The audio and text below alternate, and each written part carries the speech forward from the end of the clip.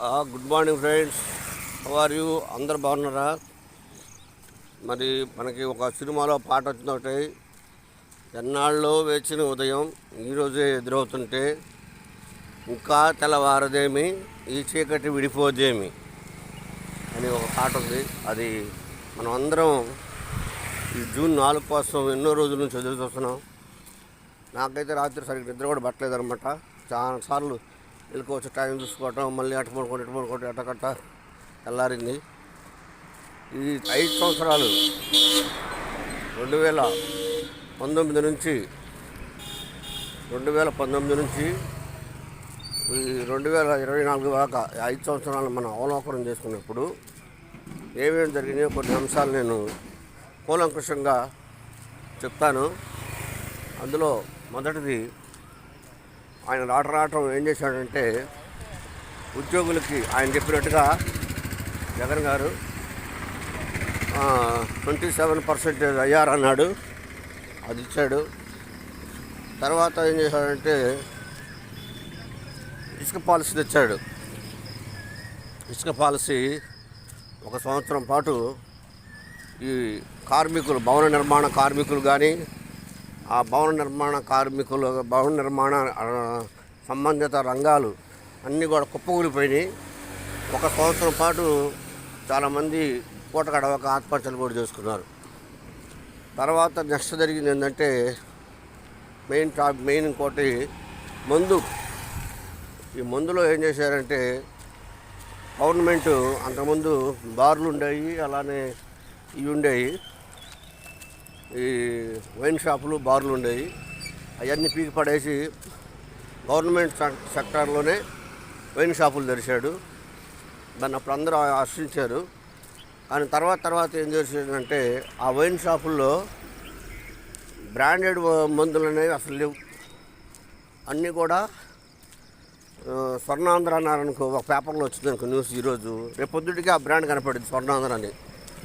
తర్వాత ఇంకొకటి సిపిఎస్ రద్దు అన్నారనుకో, ఆ సిపిఎస్ రద్దు వెంటనే ఆ బ్రాండ్ రూపంలో కనపడుతుంది అనమాట.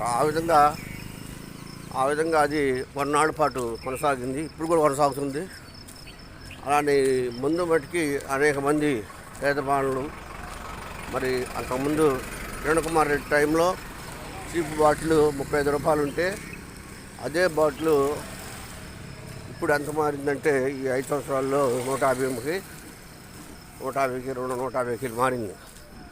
పేద ప్రజలు చివరికి దానికోసం రోజంతా పడ్డ కష్టం దానికి పెట్టడం జరిగిందనమాట. ఇంకా గమనించుకున్నప్పుడు సిపిఎస్ రద్దు వారంలో చేస్తా అన్నాడు. ఆ వారం పోయి ఇప్పటికి ఎన్ని వారాలు అయినాయి అంటే, సంవత్సరానికి 5 సంవత్సరాలు, సంవత్సరానికి ఇంచుమించుగా 54 నుంచి 57 వారాలు ఉంటాయి. 57 వారాలు లెక్కేసుకున్నప్పుడు 250 అంటే 250 ఒక 30, 280 వారాలు అయిపోయింది. మరి సిపిఎస్ రద్దు కాలేదు, అదే ఉంది. అలానే సిపిఎస్ రద్దు అయిపోయారు. కనీసం సెంట్రల్ గవర్నమెంట్ ఇచ్చిన ఆర్టికల్స్ దాని ప్రకారం ఈ 2003-2004 ముందు ఏదైతే సిపిఎస్ వచ్చిందో, ఆ చట్టానికి ముందు రావాల్సినటువంటి అది కూడా ఇది చేయలేదు ఆయన. సింపుల్ చేయమని కూడా సంతకం పెట్టాడు, కానీ దాన్ని కూడా పక్కన పడేశారు. చేసిందల్లా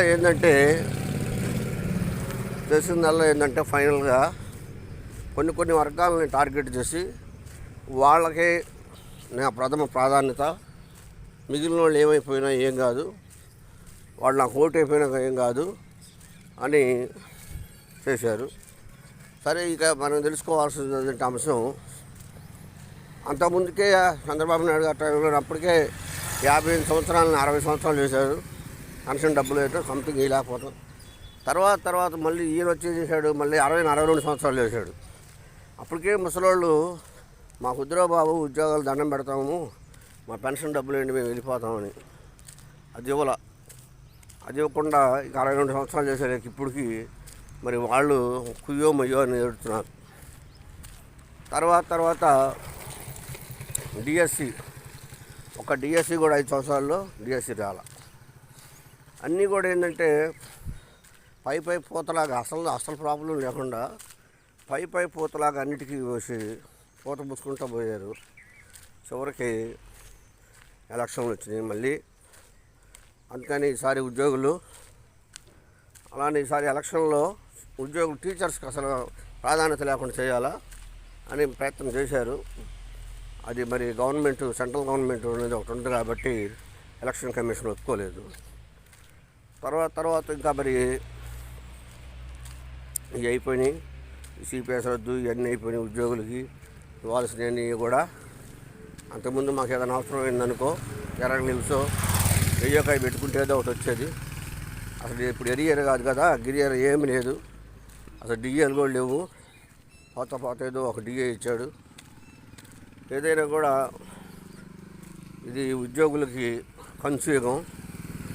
రాబోయే ప్రారంభించైనా మరి అది స్వర్ణయుగంగా మారుద్దాము అని చూస్తున్నాను, మారాలని కోరుకుంటున్నాను. ఎందుకంటే ఈ ఉద్యోగులు అనేవాళ్ళు కూడా సొసైటీలో ఒక భాగమే.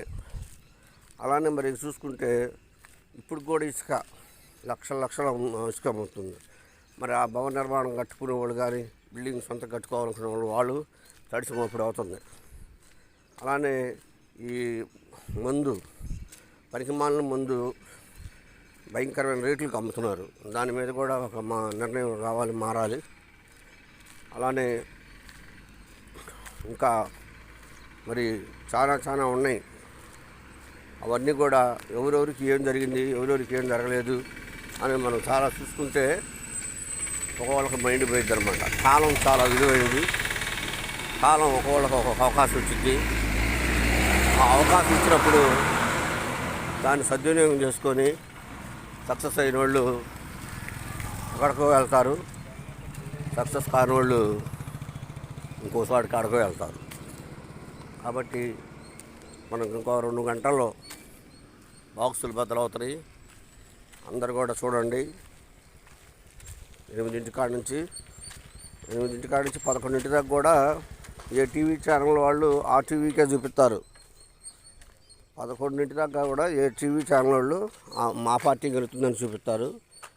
ఒక 12కి ఒక పిక్చర్ క్లియరిటీ వచ్చింది. అప్పుడు సచ్చినట్టు ఎవడైతే గెలుతున్నాడో వాడిని చూపిస్తారు. కాబట్టి అందరు కూడా ఈరోజు అన్నీ కూడా బంద్ చేశారు కాబట్టి టీవీలకు అతుక్కుని పోయి విశ్లేషించుకోండి. అందరికీ మంచి జరగాలని కోరుకుంటూ thank you one and all. మా ఛానల్ని సబ్స్క్రైబ్ చేయకపోతే ఇంకా సబ్స్క్రైబ్ చేయండి, షేర్ చేయండి, లైక్ చేయండి. Thank you one and all.